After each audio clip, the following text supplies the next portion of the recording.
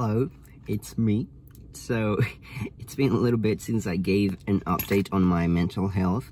So I just want to do that now. Actually, I've been trying to make this video for a long time, but I just keep procrastinating and I don't know, I just, make up excuses so I don't do it.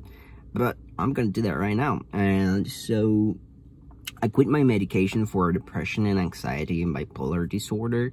It was abilify and Wellbutrin. I started a new medication, but I was only on that medication for like a month, and I wasn't very consistent anyways. So I quit my medication about 6 months ago, and the reason is because it was making me physically ill. I was throwing up all the time, I was always tired, I was shaking, and my anxiety was getting triggered way more than before. And, when I started the medication, it wasn't bad, because it was actually helping me. It was actually helping me to control my emotions, to control my depression and my anxiety. But then, at the end, I was on the medication for like around a little bit, perhaps like a year. Or a little bit more, and at first it was fine, but then they had to keep increasing the dosage because it wasn't really helping me anymore. And then I suppose because I was taking too much of it, and one is supposed to counteract the other. For example, the medication you take for depression can give you anxiety, and the one you take for anxiety can give you depression or trigger your bipolar disorder or whatever. And I think that's what was happening. And so I went into a really bad headspace, and I was in college, I was going to school, and I had to drop out because I just couldn't handle it. It was way too much for me and my anxiety. I was, because I can't drive a car, because I also have death anxiety, which is like, you feel like you're gonna die every single day, no matter what you do. Like, if you get in a car, you feel like you're gonna get on an accident and you're gonna die that day. And you think about every little possible way that you could die. So that's really terrible, because it keeps you from going out, it keeps you from doing whatever, So I can't drive a car still. I'm actually in my brother's car because we work together now, so he's gonna give me a ride every day.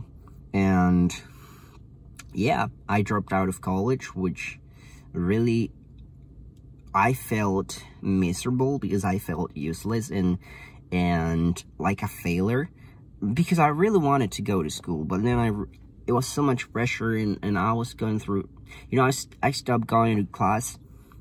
Even when I went to school, I just wander around the park instead of actually going to class.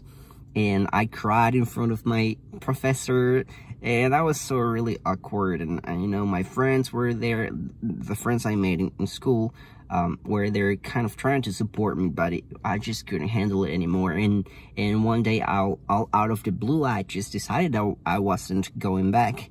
And it came a little bit as a shock for the people, for my professors and everyone, because they were also looking forward to seeing me at school then for the next semester.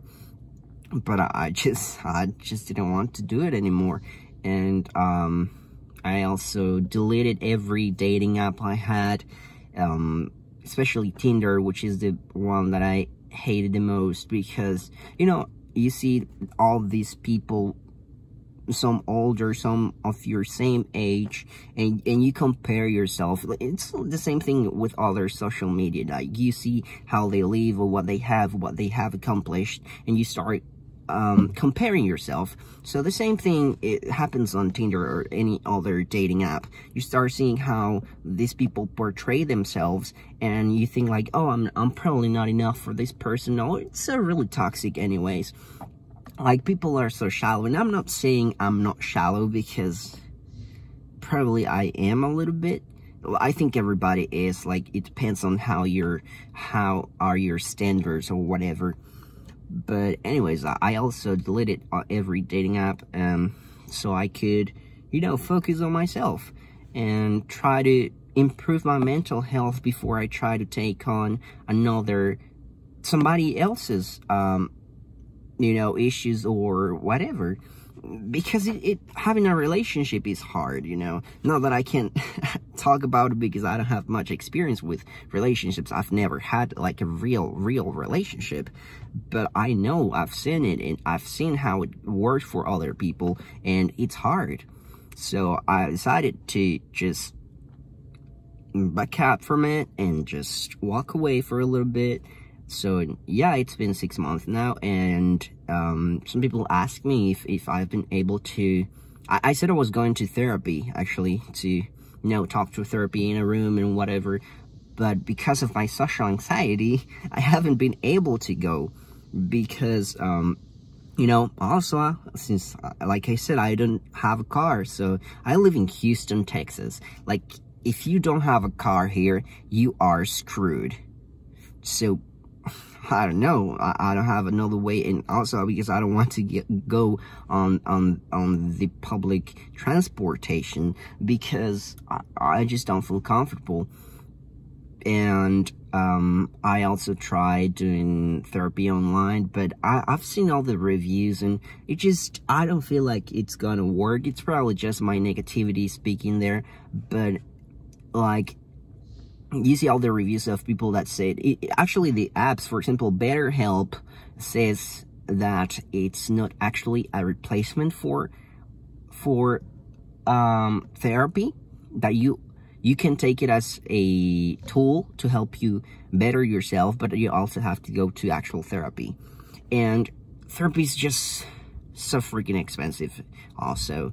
And I do have insurance, but I just don't really know how, I don't actually know how to find a therapist, and it can take even months. And, you know, it's weird because I have these ups and downs, and when I'm having one of these downs, I see so many reasons why I should go to therapy, and I'm like, I'm gonna do it today, I'm gonna do it tomorrow, or this weekend, I'm gonna, you know, book an appointment and go to a therapist.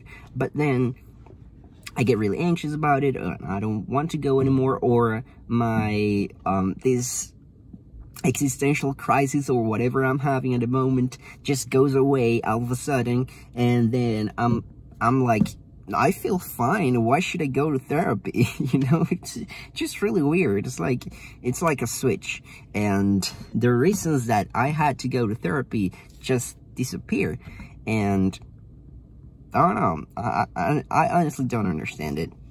But yeah, I've been able to do a lot of progress on my own, actually. I've tried to, you know, focus on what I want and what I want for my future, or what I want to better, what I want to better about myself. For example, I've been learning how to play the guitar. I've been learning French and German, which I really like. I love languages. So I've been trying to exercise a little bit, because before, last year when I was on my medication, I never actually exercised one day, because I was always so exhausted, and I just didn't feel like I had the energy to do it. And sorry, I threw another car. So I've been working on myself a lot, and yeah, I'm trying to create some prospects for my future, so I have something to look forward. Sorry, I went blank there.